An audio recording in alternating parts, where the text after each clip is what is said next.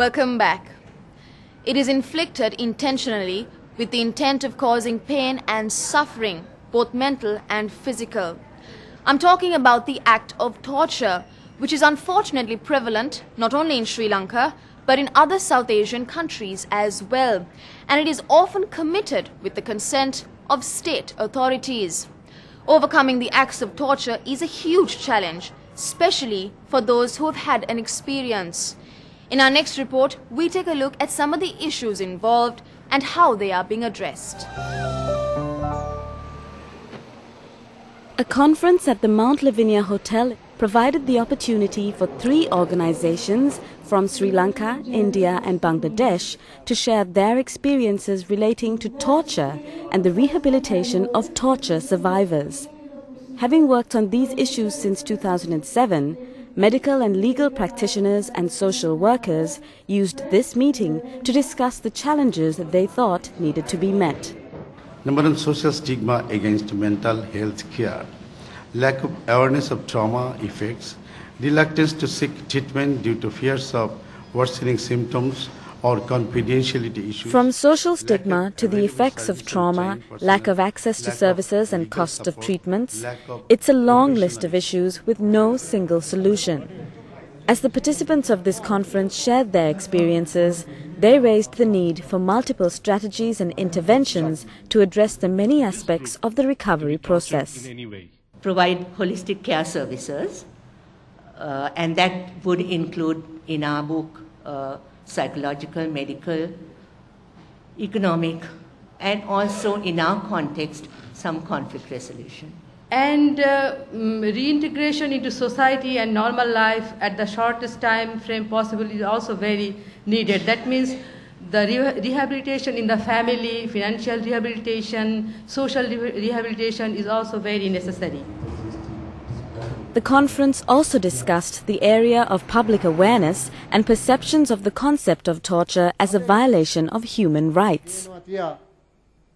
This, together with judicial delays, is one of the factors that contribute towards inaction against the perpetrators of torture. The fact of the matter is that human rights are also basic constitutional rights. Some of the fundamental rights guaranteed by the Indian Constitution are also the same rights adumbrated in the Universal Declaration of Human Rights. So the basic clarity of concepts, what exactly human rights means, sometimes it is missing. Delay in judicial delivery system. That is most important. As you all are aware, it takes years and years and years, and it is only the 3rd generation which might get the benefit of the judgment. It is to address such issues that this regional project was undertaken. And so, like their Indian and Bangladeshi partners in this South Asian initiative, Survivors Associated has been working with key people, such as medical and legal personnel involved in the rehabilitation of torture survivors, to build their capacity to be more effective. The organization has also been providing other forms of assistance to the survivors of torture in Sri Lanka's tsunami and conflict-affected regions. The 30 years of war has affected a large number of people. So war is invariably linked to torture by the many different parties. So at the moment in Sri Lanka, there are a large number of people who are affected by torture, but who are unable to come. So in a kind of a post-war situation that we are in, I think this is the best time to start dealing with these issues. There is a basic counseling skill. These South Asian delegates have certainly committed to a valuable cause. However, at the end of the day, one must not hope just for competent professionals who are better equipped to help torture victims, but for a region where torture and violence is no longer accepted as a legitimate means of extracting information or lauding supremacy over another human being. This is wrong, this is taking place, and government alone cannot help.